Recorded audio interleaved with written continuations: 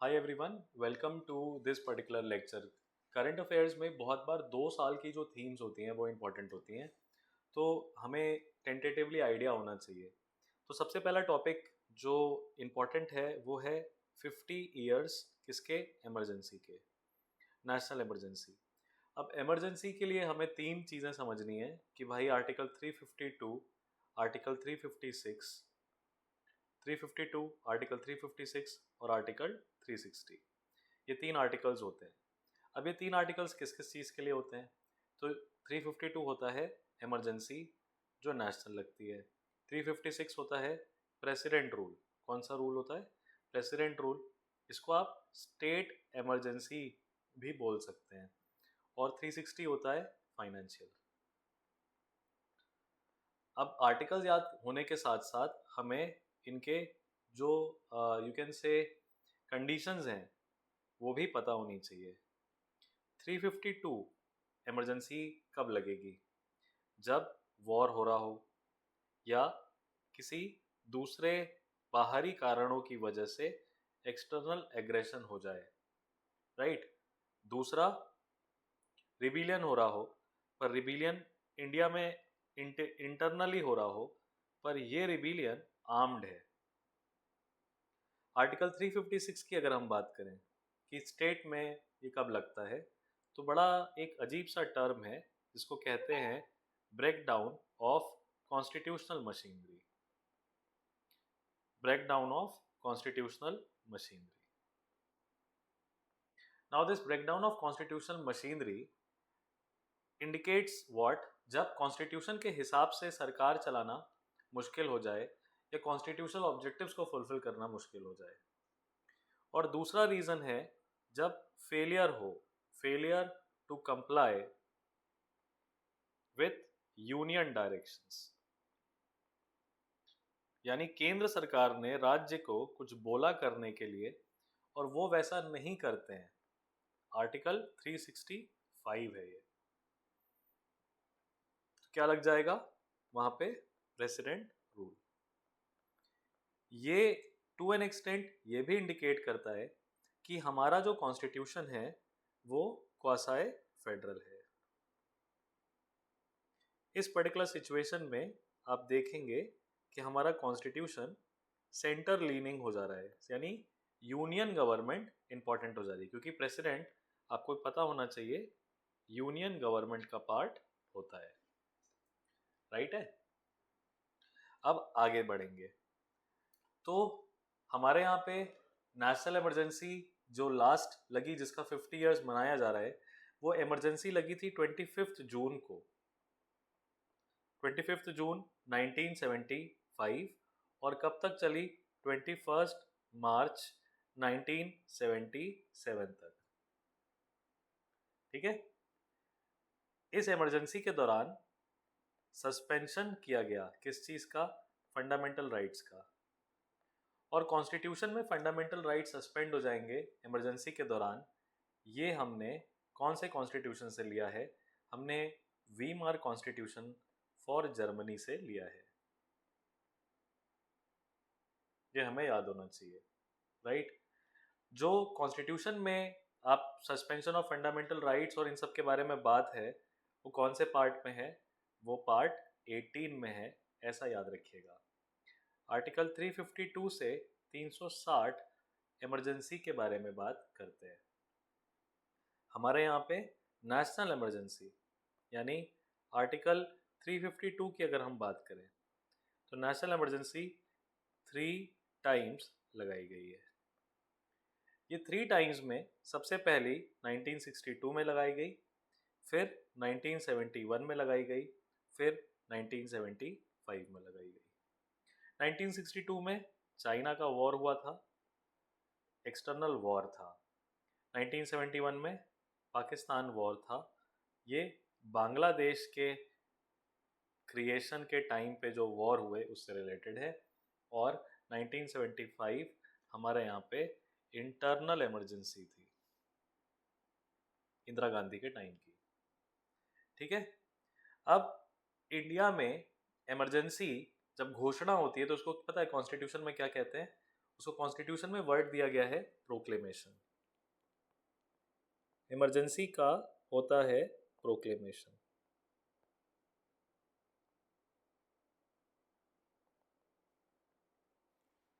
इस proclamation of emergency को कौन करता है? सबसे पहले ये याद रखना है, प्रेसिडेंट करता है। प्रेसिडेंट को ये आपको पता होना चाहिए कि रिटन में डिसीजन आना चाहिए। कहाँ से? यूनियन काउंसिल ऑफ मिनिस्टर्स से, जिसको आप कैबिनेट कहते हैं, यूनियन कैबिनेट से। फिर जब ये प्रोसेस हो जाएगा तो सबसे पहले इमरजेंसी के लिए बोलेगा कौन? काउंसिल ऑफ मिनिस्टर्स बोलेंगे, मंत्री बोलेंगे। रिटन में देंगे राष्ट्रपति को, तो राष्ट्रपति इमरजेंसी प्रोक्लेम कर देगा।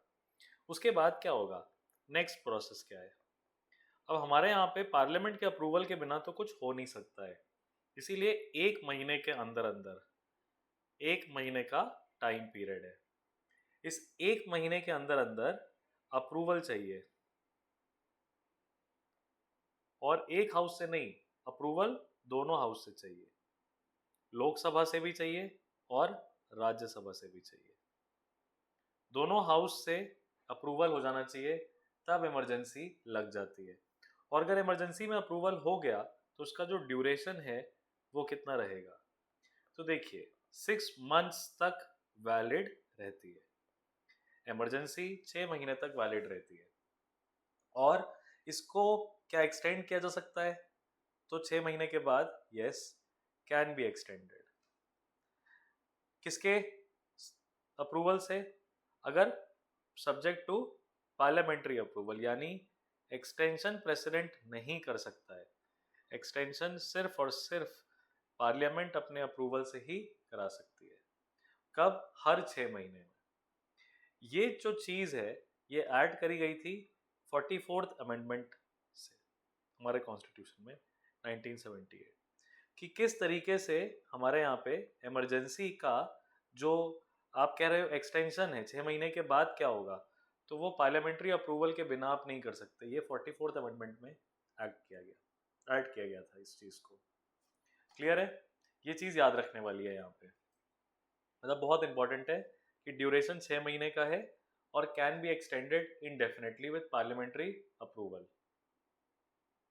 ठीक है?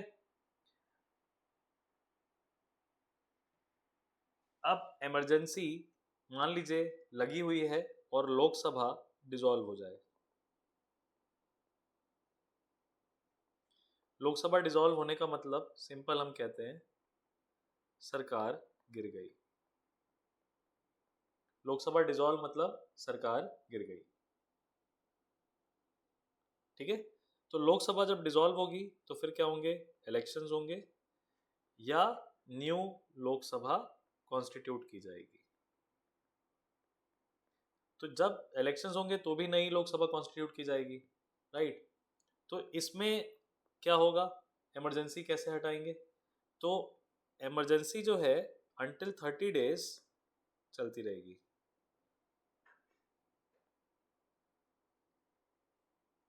Emergency continues until 30 days. ठीक है? After first sitting of reconstituted Lok Sabha.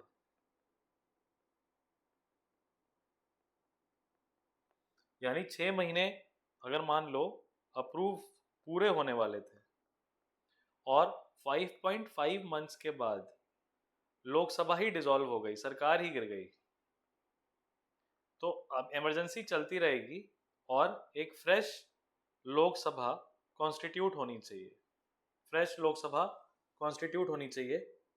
और उसके बाद 1 महीने के अंदर अंदर या तो इमरजेंसी को कंटिन्यू कर दो या इसको हटा हुआ मान लिया जाएगा, लेकिन लास्ट में वही है, प्रोवाइडेड राज्यसभा अप्रूव्स। राज्यसभा का भी अप्रूवल लिया जाएगा। इमरजेंसी अप्रूव कराने के लिए स्पेशल मेजॉरिटी की रिक्वायरमेंट होती है। सिंपल मेजॉरिटी नहीं काम करती, स्पेशल मेजॉरिटी चाहिए, यानी majority of total membership. Special majority का मतलब मेजॉरिटी ऑफ टोटल मेंबरशिप में मेजॉरिटी होनी चाहिए और 2/3 जो मेंबर्स हैं वो आपके प्रेजेंट और वोटिंग आपके फेवर में होने चाहिए, 2/3। इसको स्पेशल मेजॉरिटी कहते हैं, राइट। अब इमरजेंसी हटाई कैसे जा सकती है? रिवोकेशन होता है इमरजेंसी का, रिमूवल नहीं, रिवोकेशन। प्रेसिडेंट कर सकता है, president can do revoke this, and president can do this even without parliamentary approval। देखो, इमरजेंसी अगर प्रोक्लेम कर दी राष्ट्रपति ने, सरकार राष्ट्रपति को घेराबंदी करके इमरजेंसी घोषित करवा ले, तो वो इमरजेंसी मैक्स टू मैक्स 1 महीने तक वैलिड रहेगी अगर वो सरकार जिसने इमरजेंसी घोषित कराई है वो लोकसभा या राज्यसभा किसी में कमजोर है।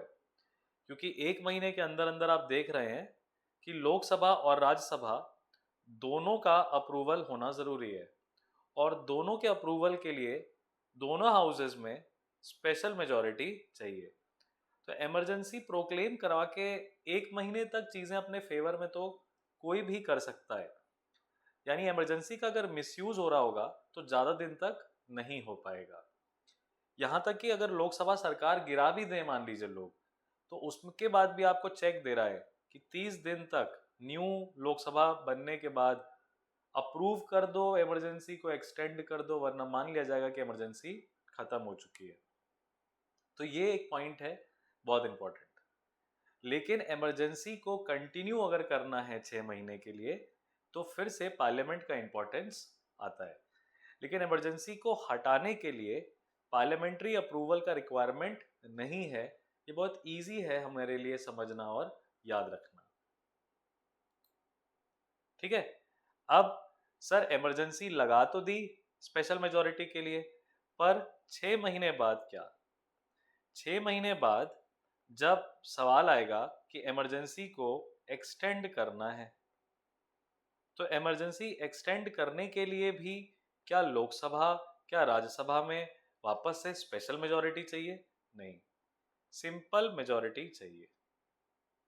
समझ रहे हैं आप? सिंपल मेजॉरिटी चाहिए। लिखा हुआ है कि लोकसभा में disapprove continuation bye simple majority.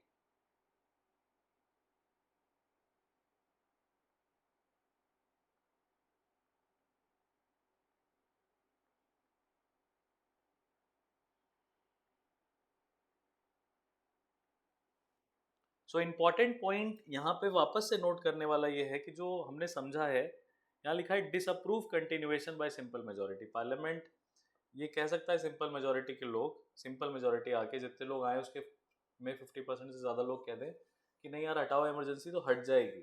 Removal के लिए सिंपल मेजॉरिटी भी हट जाएगा, लेकिन स्पेशल मेजॉरिटी चाहिए। गौर करने वाला बात यही है यहाँ पे कि अगर आपको इमरजेंसी लगानी है तो स्पेशल मेजॉरिटी चाहिए, यानी कि प्रोक्लेमेशन के लिए तो चाहिए ही चाहिए, ठीक है। प्रोक्लेमेशन के लिए तो चाहिए ही चाहिए। और साथ में अगर आपको एक्सटेंशन करना है तो भी आपको बोथ हाउसेज में स्पेशल मेजॉरिटी चाहिए, ये याद करना है। और यही चीज जो है कि इसको कहा जाता है स्ट्रिक्ट पार्लियामेंट्री कंट्रोल। ये क्यों किया गया? क्या इंश्योर करने के लिए? स्ट्रिक्ट पार्लियामेंट्री कंट्रोल इंश्योर करने के लिए, टू कंटिन्यू इमरजेंसी, ताकि सरकार अपनी मनमानी ना कर पाए। और पार्लियामेंट कंट्रोल करना मे बी लोकसभा में इजी हो, लेकिन राज्यसभा में डिफिकल्ट हो जाता है किसी भी पार्टी के लिए, ठीक है ना। तो ये चीज़ मतलब बहुत इंपॉर्टेंट है यहाँ पे, जो एक एक बारीकी है यहाँ पे वो नज़रअंदाज हो जाती है, ठीक है। सर अगर इमरजेंसी चल रही है तो टेन्योर पे क्या फ़र्क पड़ता है? मान लीजिए लोकसभा या स्टेट लेजिस्लेटिव असेंबलीज के टेन्योर पे क्या फ़र्क पड़ेगा? अगर इमरजेंसी चल रही है तो लोकसभा और स्टेट लेजिस्लेटिव असेंबलीज को 1 year at a time extend किया जा सकता है। यानी किसी सरकार को 5 साल हो गए, सभा खत्म होने वाली है और उन्होंने इमरजेंसी लगा ली, तो वो ऐसे हाउस को एक्सटेंड करा सकते हैं 1 साल और। ठीक है, 1 साल और। लेकिन मान लो इमरजेंसी एंड हो गई, इमरजेंसी एंड हो जाएगी, तो टेन्योर पे क्या फर्क पड़ेगा? Not beyond 6 months after emergency ends.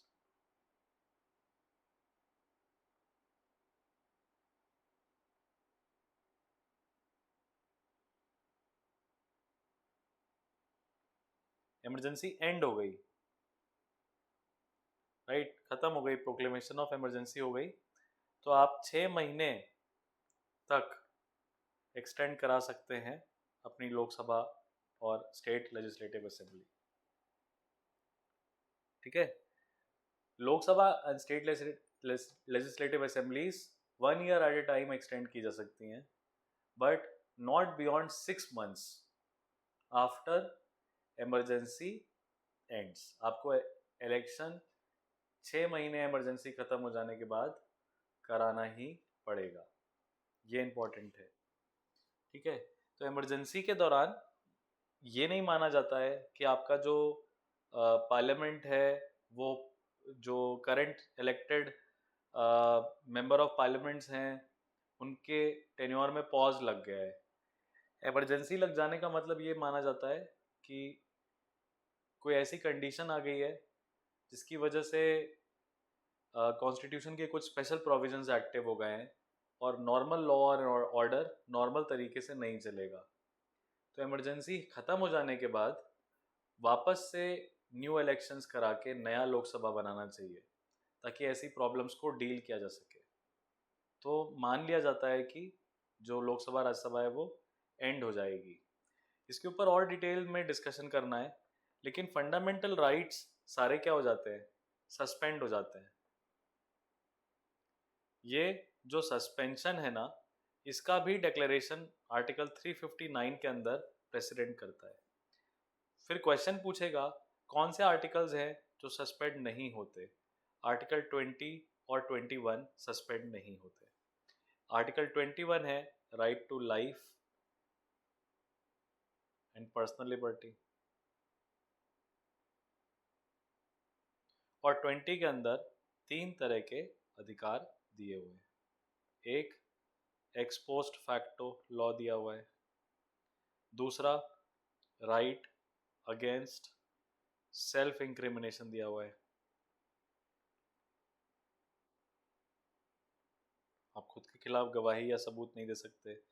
और दूसरा, डबल जियोपार्डी, तीसरा डबल जियोपार्डी दिया हुआ है कि एक ही अपराध के लिए आपको 2 बार सजा नहीं हो सकती। तो आर्टिकल 20 नहीं सस्पेंड होता और आर्टिकल 21 नहीं सस्पेंड होता है ड्यूरिंग इमरजेंसी। ठीक है, अब इमरजेंसी के दौरान हमारे कॉन्स्टिट्यूशन में मेजर चेंजेस आए हैं। ठीक है, मेजर चेंजेस आए हैं। What are the constitutional changes? तो उसके लिए टाइमलाइन इंपॉर्टेंट है। अब देखिए, सबसे पहले याद रखना है कि 1975 में कौन सा अमेंडमेंट आया? 38th अमेंडमेंट आया। 1975 में 38th अमेंडमेंट आया, जिसमें जुडिशियल रिव्यू जो है, जुडिशियल रिव्यू को रोका गया। सुप्रीम कोर्ट को इमरजेंसी लगाने के ऊपर जुडिशियल रिव्यू नहीं कर सकते। इसी साल एक और अमेंडमेंट आया जिसका नाम था 39th अमेंडमेंट। इस अमेंडमेंट के अंदर क्या हुआ? पार्लियामेंट को एम्पावर किया गया।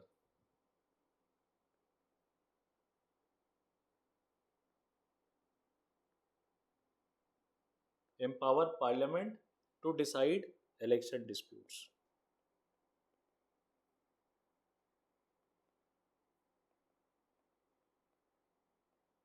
ये अमेंडमेंट कॉन्स्टिट्यूशन में कर कौन रहा था? इंदिरा गांधी की सरकार थी। इंदिरा गांधी का जो इलेक्शन रिजल्ट है उसी को कोर्ट में चैलेंज किया गया था। तो इंदिरा गांधी कॉन्स्टिट्यूशन के अंदर इस तरह के स्वीपिंग चेंजेस करा रही थी। सुप्रीम कोर्ट की पावर को रोकने की कोशिश इमरजेंसी के दौरान, और इलेक्शन के मैटर में पार्लियामेंट सुनवाई करेगा, सुप्रीम कोर्ट नहीं, ऐसा कह रही है। देखिए, ये इंडिया में एक टाइम पे जब एक पार्टी एब्सोल्यूट मेजॉरिटी में है और स्टेट में भी उसका काफ़ी ज़्यादा डोमिनेंस है स्टेट पॉलिटिक्स में, तो वो कॉन्स्टिट्यूशन के साथ छेड़छाड़ कर सकते हैं। ये इंडिया ने पहली बार 1975 में विटनेस किया। और उसी के बाद ये जो 38 अमेंडमेंट है, 39th अमेंडमेंट है, इसने काफ़ी सारा पार्लियामेंट, एक सशक्त पार्लियामेंट के चैलेंजेस हमारे सामने रखे। और तो और 1976 और 1978 के पीरियड भी इम्पोर्टेंट है। जिस तरीके से आपने 38 और 39th को देखा 1975 में, वैसे ही अगले साल 1976 में एक 42nd अमेंडमेंट भी पास किया गया। इस 42nd अमेंडमेंट को मिनी कॉन्स्टिट्यूशन भी बोला जाता है, क्योंकि ऑलमोस्ट आधे से ज़्यादा कॉन्स्टिट्यूशन इसने चेंज कर दिया था, स्वीपिंग चेंजेस। इसमें पहली बार इम्पोर्टेंस दी, इसने बोला directive principle of state policy, यानी सरकार विकास करने के लिए कुछ भी कर सकती है, directive principle of state policy को ज़्यादा इम्पोर्टेंट बताया, ना कि फंडामेंटल राइट को। इसी अमेंडमेंट ने जुडिशरी को curtailment of judiciary, supreme court को भी लिमिट करने की कोशिश करी, और लोकसभा के जो टर्म है उसको क्या कर दिया, एक्सटेंड कर दिया। यानी 1976 में इंदिरा गांधी की जो गवर्नमेंट है वो 42nd अमेंडमेंट ला के पूरे कॉन्स्टिट्यूशन को मैनिपुलेट करने की कोशिश कर रही थी। और लेकिन इसके बाद 2 साल बाद 1978 में 44th अमेंडमेंट आता है, और 42nd में किए गए स्वीपिंग चेंजेस काफ़ी सारे रिवर्स कर दिए जाते हैं। इससे रिलेटेड जो एमसीक्यू आएगा कि भाई इमरजेंसी लगाने के लिए पहला जो कंडीशन था वो इंटरनल डिस्टरबेंस वर्ड हुआ करता था आर्टिकल 352 में, कि इंटरनल डिस्टरबेंस अगर हो रहा है, तो इंदिरा गांधी के टाइम पे हो क्या रहा था, ऑपोजिशन बन रहा था, बहुत बड़ी पार्टी आज बीजेपी है, उस टाइम पे जयप्रकाश नारायण जो है इंदिरा गांधी को चैलेंज कर रहे थे।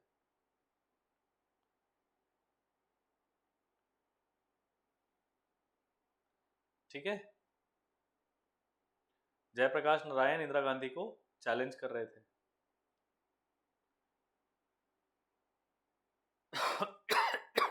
तो प्रोटेस्ट कर रहे थे इंदिरा गांधी के अगेंस्ट, तो इंदिरा गांधी ने बोला अपने मंत्रियों से, क्यों भाई इंटरनल डिस्टरबेंस हो रहा है कि नहीं? तो मंत्रियों ने बोला हाँ मैडम हो रहा है। तो प्रेसिडेंट को बोल के इमरजेंसी लगा दी गई।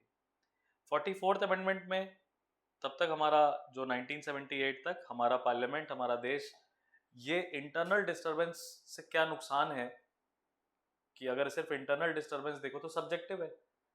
एक पार्टी पावर में, उसके अगेंस्ट लोग प्रोटेस्ट कर रहे हैं, जेन्युइन प्रोटेस्ट कर रहे हैं, तो भी वो बोलेगा इंटरनल डिस्टरबेंस कर रहे हैं, राइट, लॉ एंड ऑर्डर में डिस्टरबेंस कर रहे हैं, तो इमरजेंसी लगा दो। तो चेंज करने की जरूरत थी, तो इंटरनल डिस्टरबेंस को बदल दिया गया। किस वर्ड से?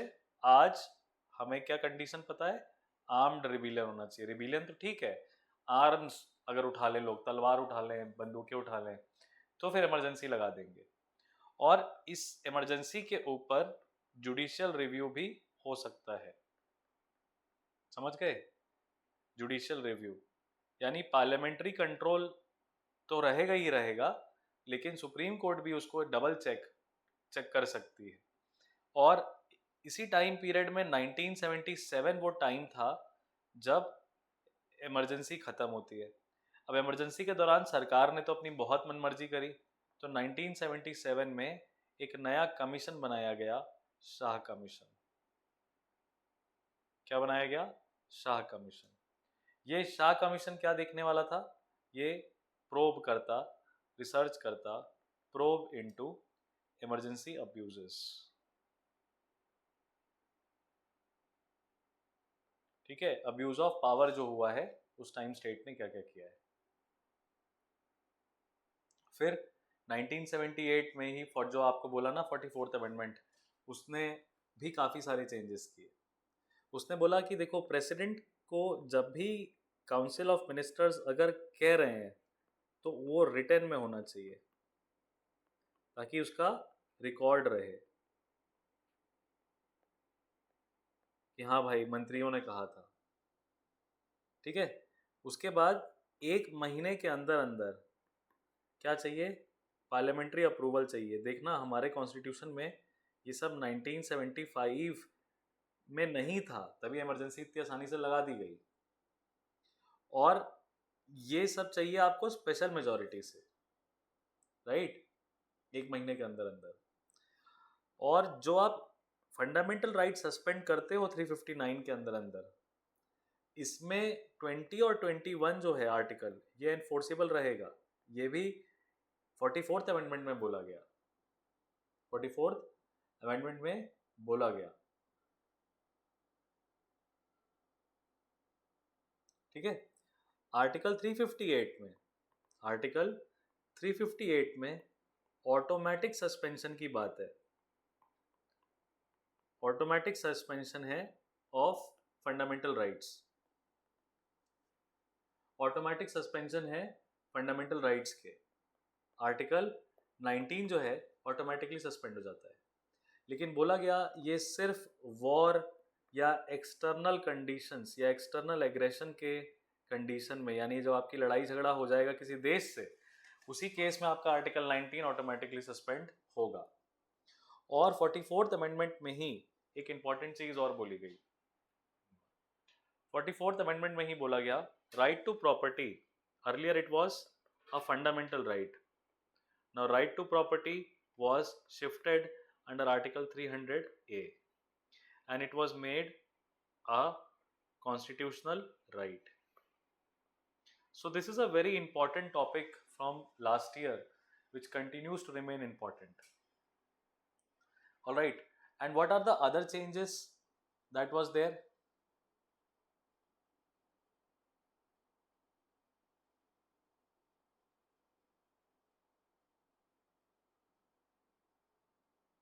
ठीक है, एक आर्टिकल था 257A, इसमें केंद्र सरकार आर्म्ड फोर्सेस कहीं भी भेज सकती थी। इसको क्या कर दिया, रिमूव कर दिया गया 44th अमेंडमेंट से द्वारा। आर्म्ड फोर्सेस पे सेंट्रल गवर्नमेंट का कंट्रोल जो इमरजेंसी के टाइम पे आ रहा था वो हटा दिया गया। ठीक है, जो लोकसभा का टर्म है वो 6 साल कर दिया था, इसको रीस्टोर किया गया बैक टू 5 years। क्या आर्टिकल्स 83 और 172 अमेंड करके। और इलेक्शन डिस्प्यूट्स में ये चीज याद रखिएगा, पार्लियामेंट के पास पावर तो है लेकिन जुडिशियल रिव्यू भी लग सकता है। इलेक्शन मैटर्स में सुप्रीम कोर्ट जो है वो चेक कर सकती है, हाई कोर्ट चेक कर सकती है, रिव्यू। ठीक है, इलेक्शन डिस्प्यूट्स जो भी प्रेसिडेंट या वाइस प्रेसिडेंट से के रिलेटेड में आ रहे होंगे तो उसमें भी आप जुडिशियल रिव्यू रिस्टोर किया गया। तो 44th अमेंडमेंट ने एक तरीके से ट्रस्ट इन द कॉन्स्टिट्यूशन जो है किसका, डेमोक्रेसी का, वो रीस्टोर करने की कोशिश करी है, या हम कह सकते हैं। Alright, this was a very important issue. And then there is, see, right now there is this news going on regarding removal of Lok Sabha speaker। ये न्यूज 2026 में चल रही है। इसमें 14 डे का एडवांस नोटिस होना चाहिए। क्या आप बता सकते हैं कि इसमें कितने मेंबर्स लोकसभा के होने चाहिए जिनका रेजोल्यूशन पे साइन चाहिए टू रिमूव द स्पीकर? ठीक है, अब हमारे यहाँ पे स्पीकर की क्या पावर है कॉन्स्टिट्यूशन के अंदर, ये एक इम्पॉर्टेंट थीम है हमारे लिए। अब हम उस थीम को इस पर्टिकुलर पॉइंट ऑफ व्यू पे डिस्कस करेंगे। वो थीम इसलिए भी ज़रूरी है क्योंकि ये टॉपिक्स बार बार आते रहते हैं। और इसी लेक्चर के दौरान अगर आपको लग रहा है कि आपको लिखना है तो आप लिख सकते हैं, अदरवाइज ये लिख लिख के लेक्चर्स इसीलिए बनाए जा रहे हैं ताकि आपको याद एट द सेम टाइम होता रहे। ठीक है, एट द सेम टाइम आपको कोशिश करनी है सफिशिएंट पॉज लेके चीज़ों को याद करने की। एक स्लाइड कंप्लीट हो गई, एक पेज कंप्लीट हो गया, पॉज करिए, फैक्ट्स याद करिए। एक पेज, नेक्स्ट पेज कंप्लीट हो गया, पॉज करिए, वो फैक्ट्स याद करिए। फिर नेक्स्ट पेज कंप्लीट हो गया, पॉज करिए, फैक्ट्स याद करिए। तो इस तरीके से पेज बाय पेज आपको सारे टॉपिक्स कवर हो जाएंगे और आप देखेंगे कि फिर आपको ज़्यादा डिफिकल्टी नहीं होगी रिकॉल करने में। तो स्पीकर ऑफ द लोकसभा रहता है, तो आर्टिकल 93 जो है वो किससे रिलेटेड है? स्पीकर ऑफ द लोकसभा से रिलेटेड है, आर्टिकल 93। ठीक है, जो स्पीकर है वो कहाँ से निकल के आता है? लोकसभा से ही निकल के आएगा। ठीक है, लोकसभा टू अपने ही मेंबर्स में, यानी चुनाव जीतना जरूरी है, लोकसभा का मेंबर बनना जरूरी है स्पीकर बनने के लिए। अपने लोगों में से दो लोग चूज करता है, एक स्पीकर, दूसरा डेप्यूटी स्पीकर। एक स्पीकर, दूसरा डेप्यूटी स्पीकर। और ये जो सिलेक्शन होता है, ये इसमें ज़्यादा प्रोसीजर कॉम्प्लिकेटेड नहीं है, बाय सिंपल मेजॉरिटी ये सिलेक्शन ये लोग कर लेते हैं, बाय सिंपल मेजॉरिटी। ठीक है, और जो इलेक्शन की डेट है वो कौन फिक्स करता है? स्पीकर के इलेक्शन की डेट कौन फिक्स करता है? देखना, आपको ये याद रखना, ये एमसीक्यू बन सकता है कि स्पीकर के इलेक्शन की डेट कौन फिक्स कर सकता है। तो वो प्रेसिडेंट करता है। Usually election commission of India elections की डेट करते हैं, लेकिन हम बात ही किसकी कर रहे हैं? हम स्पीकर के इलेक्शन की बात कर रहे हैं, जो एक स्पेशल प्रोसीजर है और ऑब्वियसली जब जब नई लोकसभा बनती है तब होना चाहिए।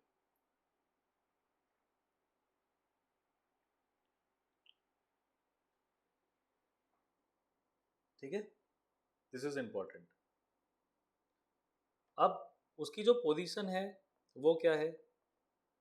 तो देखो, वो प्रिसाइडिंग ऑफिसर है लोकसभा का, सारी प्रोसीडिंग्स उसके ऑर्डर से होंगी। He is the presiding officer, he is also the head, he is also the representative of Lok Sabha.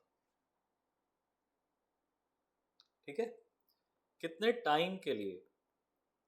आप स्पीकर एक बार अगर बन गए तो what is the term of office? तो the term of office is that before first meeting, before first meeting of Lok Sabha after dissolution, यानी current Lok Sabha खत्म हो गई, नया इलेक्शन हो गया और उसकी अब फर्स्ट सिटिंग होने वाली है, नई लोकसभा बन गई, उसकी फर्स्ट सिटिंग होने वाली है, तब तक स्पीकर रहते हो।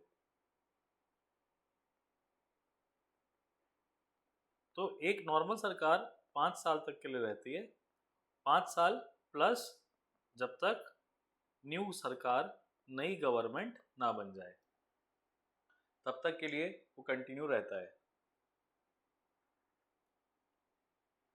ठीक है, और स्पीकर जो है वो वापस से एलिजिबल फॉर री इलेक्शन, बढ़िया स्पीकर है तो उसको कंटिन्यू आप करवा सकते हो, एलिजिबल फॉर री इलेक्शन। ये इसलिए रखा गया क्योंकि अगर कोई ऐसा व्यक्ति है जो सच में बायस शो नहीं कर रहा है तो इम्पॉर्टेंट है कि वो कंटिन्यू करे। फिर स्पीकर के रिमूवल के लिए कौन सा आर्टिकल है? तो देखो, जिसको बार बार न्यूज़ में लेके आ रहे हैं वो है आर्टिकल 94। इसके लिए क्या करना है आपको? एक रेजोल्यूशन है, रेजोल्यूशन को पास करवाना है।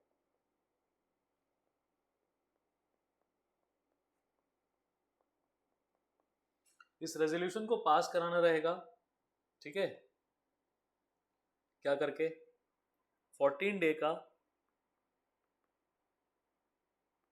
एडवांस नोटिस देना है। किसको? स्पीकर को।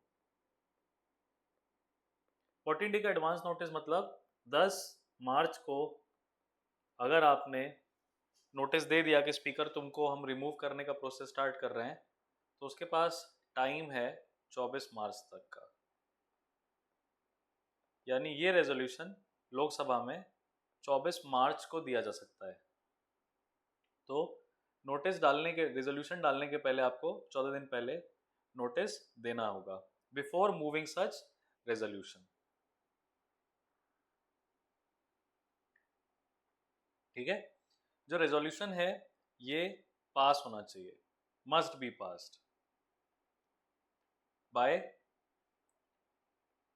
All the then members.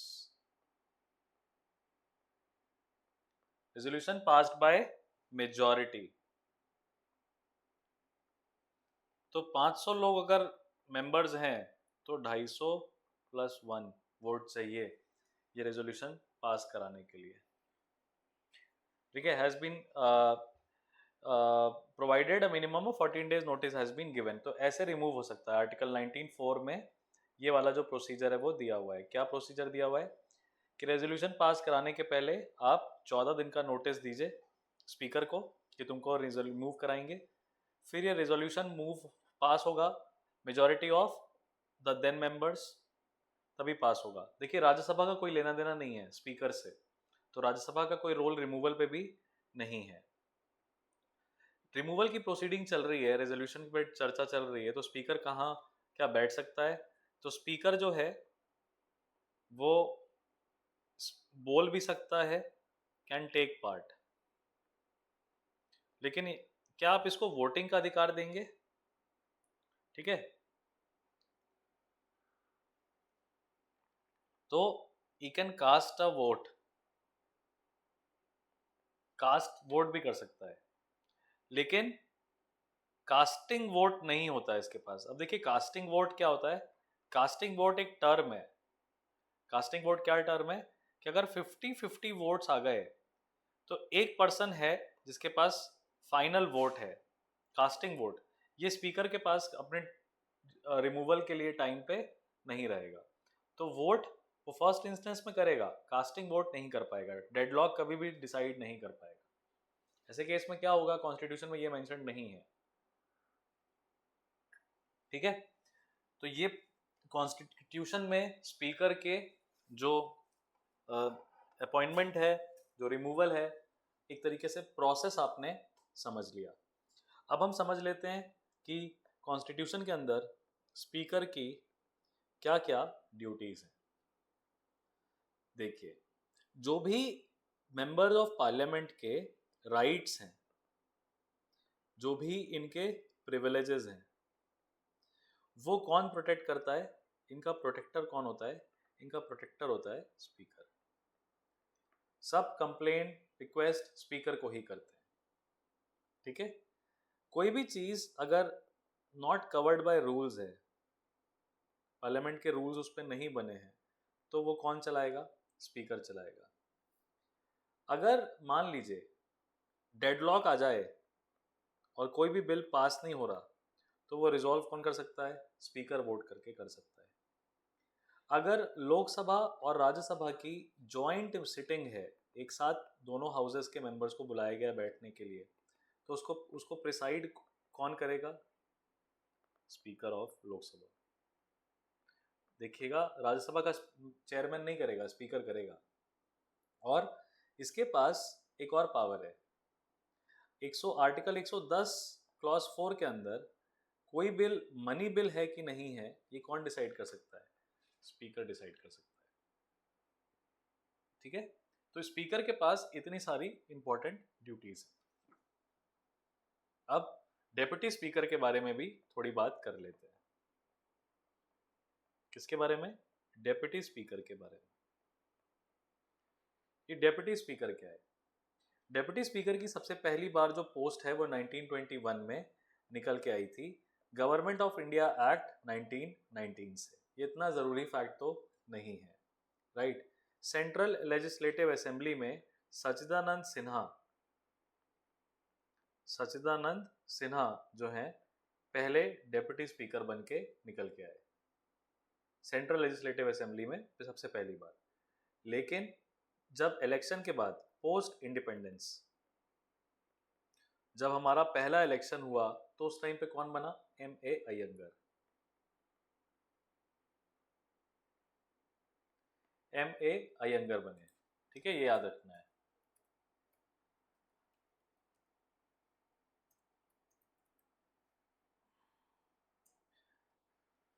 And first speaker after independence कौन है? ये भी हमें इंपॉर्टेंट है हमारे लिए, ये भी हमें पता होना चाहिए। फर्स्ट डेप्यूटी स्पीकर तो हमने पता कर लिया, M.A. Ayyangar. First speaker after independence was Ganesh Vasudev Mavalankar, जिनका आप कॉमन नेम जानते हैं, G.V. मावलंकर। गणेश वासुदेव मावलंकर, ठीक है। इनको फादर ऑफ द लोकसभा भी बोला जाता है। He is also called as father of Lok Sabha. ये याद कर लिया आपने। अगर आपको ये फैक्ट याद हो गया तो काफी सारी चीजें अब आपको जीके के पॉइंट ऑफ व्यू से इजी लगेंगी, ठीक है। अब देखिएगा कि डेप्यूटी स्पीकर का इलेक्शन कैसे होता है भाई। हाँ, डेप्यूटी स्पीकर का इलेक्शन कैसे होता है?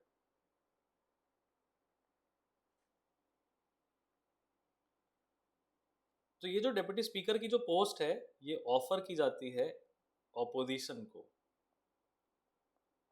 क्योंकि कहते हैं स्पीकर जो है वो निकल के आ जाता है, सरकार का व्यक्ति होता है, और ये ऑपोजिशन को दी जाती है।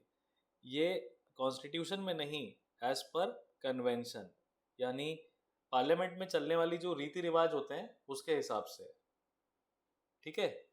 इसका जो इलेक्शन है वो फिक्स बाय स्पीकर होता है। पहले स्पीकर चुना जाएगा, फिर स्पीकर डिसाइड करेगा कि डेप्यूटी स्पीकर का इलेक्शन कब कराना है। डेट जो है फिक्स्ड बाय द स्पीकर। अब इसका रेजिग्नेशन और रिमूवल,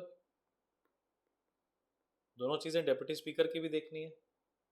तो आर्टिकल 94 बात करता है जब कुर्सी खाली हो जाए, सीट का वैकेशन हो जाए, कोई इस्तीफा दे दे, रेजिग्नेशन हो जाए, या पार्लियामेंट में किसी को रिमूव किया जाए, ठीक है। तो बात इतना है कि भैया स्पीकर अपना इस्तीफा जो है वो किसको देगा? प्रेसिडेंट को नहीं देगा, डेप्यूटी स्पीकर को देगा। और डेप्यूटी स्पीकर अपना इस्तीफा किसको देगा?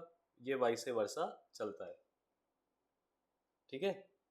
अब अगर मान लो वाइस डेप्यूटी स्पीकर का काम क्या है, तो अगर 94 के हिसाब से लोकसभा का स्पीकर रिजाइन मार दे, वैकेट कर दे या रिमूव कर दिया जाए, तो आर्टिकल 95 ये कहता है कि उतनी देर के लिए जब तक नया स्पीकर नहीं आ जाता तब तक डेप्यूटी स्पीकर उसकी जो रोल है वो परफॉर्म करेगा, ठीक है। और इसके पास सारी की सारी same powers as that of speaker आ जाएंगी, same powers as that of speaker आ जाएंगी। तो आर्टिकल 94 की प्रोसीडिंग्स कमेंस करने के लिए कांग्रेस अभी ट्राई कर रही है ओम बिरला को रिमूव करने के लिए। तो इस पर्टिकुलर लेक्चर में आपने पॉलिटी से रिलेटेड थीम्स देखी, थीम्स इन द पास्ट, जिसमें आपने 50 इयर्स ऑफ नेशनल इमरजेंसी और उससे रिलेटेड पूरा कॉन्स्टिट्यूशनल प्रोविजन, और दूसरा power and position of speaker and deputy speaker.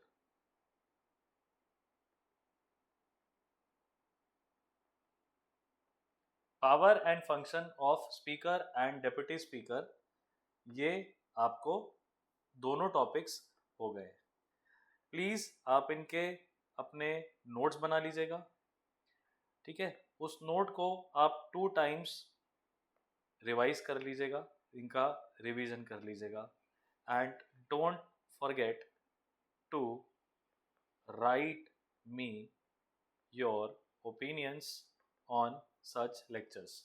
If these video explainers are fruitful, it is very feasible for me to provide you that in abundance. Thank you so much, guys. This was Harshvardhan Tripathi signing off. I'll tell you more about such themes like anti-defection law, disqualification of judges, news on parliamentary committees, Panchayati Advancement Index, then the debate around languages, then money bill and finance bill issues, then what is the meaning of the word adjournment sine die, what is 0 hour, what is question hour, what is national e-vidhan application NEVA in news, what is Lokpal, what is Lokayukt, what is CBI, what is UPSC, what is National Crime Records Bureau, what is National Human Rights Commission, what is State Human Rights Commission, what are the functions,